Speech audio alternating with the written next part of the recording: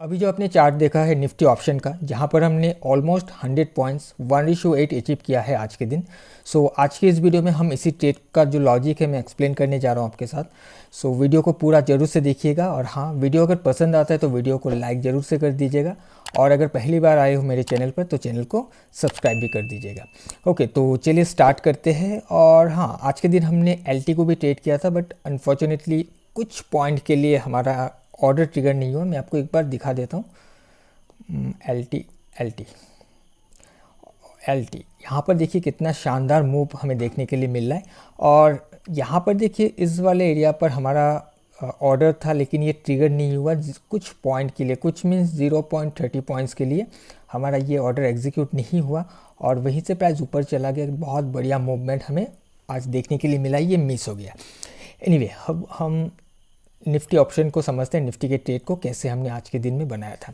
तो सबसे पहले हम डेली के चार्ट पर चलते हैं, और डेली चार्ट पर इसका जो भी स्ट्रक्चर है उसको समझने की कोशिश करते हैं। ऑलराइट, यहाँ पर देखिएगा एक जोन यहाँ पर मैं ड्रॉ करके रखा है। मैं इसको थोड़ा सा पीछे से आपको दिखा देता हूँ ताकि आपको समझ में आए। एक तो ये वाला है जो कि ये लास्ट कैंडल है, जहाँ से प्राइस में ये हाई बना था। तो ये कैंडल काफ़ी इंपॉर्टेंट रोल प्ले कर सकता है। अभी तक प्राइस यहाँ पर आया नहीं है, लेकिन उससे पहले अगर आप देखोगे इस कैंडल बनने के बाद ये वाला कैंडल बना, बीच में एक बहुत बड़ा गैप छोड़कर गया था। ये जो गैप है, गैप भी काफ़ी इंपॉर्टेंट रोल प्ले करता है। और ये दिन जो है, ये जो लास्ट 2 दिन पहले का ये जो सेशन है, इसको अगर आप देखोगे तो इसी जोन को हिट करते ही प्राइस में हमें अपसाइड का मूवमेंट देखने के लिए मिला था, एक बाउंस देखने के लिए मिला था, एंड स्ट्रॉन्ग वॉल्यूम के साथ, राइट। बट यहाँ पर एक चीज़ था कि वॉल्यूम का ब्रेकआउट तो आया था, लेकिन ये स्ट्रॉन्ग नहीं हो पाया। स्ट्रॉन्ग कैसे नहीं हो पाया ना, ये इस वाले कैंडल के हाई पर नहीं जा पाया। एक्चुअल में स्ट्रॉन्ग अगर होना है तो इसको इसके ऊपर जाकर क्लोज होना चाहिए था, लेकिन फिर भी ये बहुत ऊपर का रेंज है। एटलीस्ट इस वाले कैंडल के ऊपर जाकर क्लोज होना चाहिए था, बट ऐसा हुआ नहीं है। साथ ही अगर हम देखें तो इसका जो क्लोजिंग है, क्लोजिंग इस वाले कैंडल के अंदर जाकर हुआ था। ये 2 दिन में एक लोअर लो लोअर का स्ट्रक्चर बना था, जो कि ब्रेकआउट करके नीचे क्लोज हुआ था।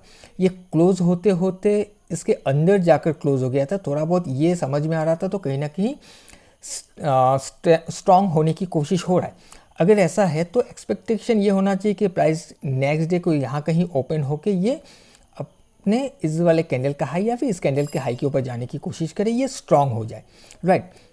लेकिन नेक्स्ट डे में ऐसा कुछ नहीं हुआ। ये इसका जो ओपनिंग है फिर से वीक ओपन हो गया, और वीक ओपन होकर प्राइस में एक फॉल हमें देखने के लिए मिला था।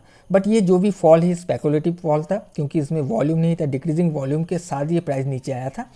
और साथ ही अगर आप देखोगे, अगर हम इसको सेलिंग के हिसाब से भी देखें तो इसका जो क्लोजिंग है इस वाले कैंडल को छोड़कर नहीं हो पाया। इसके लो को जैसे हिट किया, हिट करते ही प्राइस अंदर जाकर क्लोज हो गया। वॉल्यूम भी डिक्रीजिंग फॉर्मेशन में था, तो कहीं ना कहीं हमें ये समझ में आ रहा था कि यहाँ पर अभी जो सेलिंग है, सेलिंग रिड्यूस होने लगा है, राइट। अगर ऐसा है, सेलिंग रिड्यूस होने लगा है, तो ये क्या करेगा नेक्स्ट, ये जो 2 कैंडल है, ये और ये, इस 2 कैंडल का जो भी वीक एरिया है वहाँ से ही प्राइस सपोर्ट लेने की कोशिश करेगा, और सपोर्ट लेके ये बाउंस करने की कोशिश करेगा। और अगर इसको गिरना है तो ये इस कैंडल का, जिस कैंडल के लो को टच करके अंदर जाकर क्लोज हुआ है, इसका ब्रेकआउट कर देगा। ओपन होते इसका ब्रेकआउट करके नीचे ही ये सस्टेन होने लगेगा। लेकिन ऐसा कुछ नहीं हुआ। आज ओपन होते ही प्राइस इसके अंदर ही ट्रेड करने लगा, इसके अंदर ही सस्टेन होकर प्राइस में अपसाइड का मूवमेंट हमें देखने के लिए मिला है।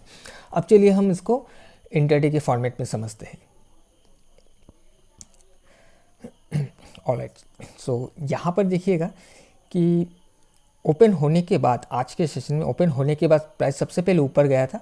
ऊपर जाने के बाद प्राइस फिर से थोड़ा रिट्रेस किया, रिट्रेस करके कुछ इस तरीके से जाकर नया एक हाई बना दिया। यहाँ पर आज के दिन का स्ट्रक्चर को ब्रेक किया। साथ ही कल का जो लास्ट फॉलिंग एरिया था, जहाँ से लास्ट फॉल हमें देखने के लिए मिला था, वो कहीं ये वाला हाई था। इसको भी ब्रेक करके ऊपर जाकर क्लोज हो गया। जब ये ऊपर जाकर क्लोज हो गया है तो हमें यहाँ पर कुछ इस तरीके का एक फॉर्मेशन देखने के लिए मिला है, और इसी वाले लो से यहाँ पर वॉल्यूम का ब्रेकआउट भी आया था। वॉल्यूम ब्रेकआउट आते ही प्राइस में अपसाइड का मूवमेंट हमें देखने के लिए मिला है। साथ ही अगर आप देखोगे, जब प्राइस यहाँ से ऐसे करके ऊपर जा रहा था, तो ये 2 कैंडल में एक पॉइंट ऑफ इंटरेस्ट हमें समझ में आ रहा था, जो कि अगर हम इसको ड्रॉ करें, इस कैंडल को, तो आपको दिखेगा कि इसी कैंडल को हिट करके प्राइस में हमें बाउंस देखने के लिए मिला, यानी कि प्राइस अभी इस वाले जोन पर आना नहीं चाहिए। और अगर इस वाले जोन पर आना नहीं चाहिए तो प्राइस इसके ऊपर कहीं से भी सपोर्ट लेकर ऊपर बाउंस करने की कोशिश करेगा। तो उस कंडीशन में हमने इस वाले कैंडल को लिया है रेफरेंस में, और इसको अगर आप 15 मिनट्स चार्ट पर जाकर देखोगे तो 15 मिनट्स में क्लियरली एक पॉइंट ऑफ इंटरेस्ट आपको समझ में आएगा ये वाला कैंडल में, राइट। एक डिमांड वाला जो एरिया है वो हमें समझ में आ रहा है इस कैंडल के एरिया पर।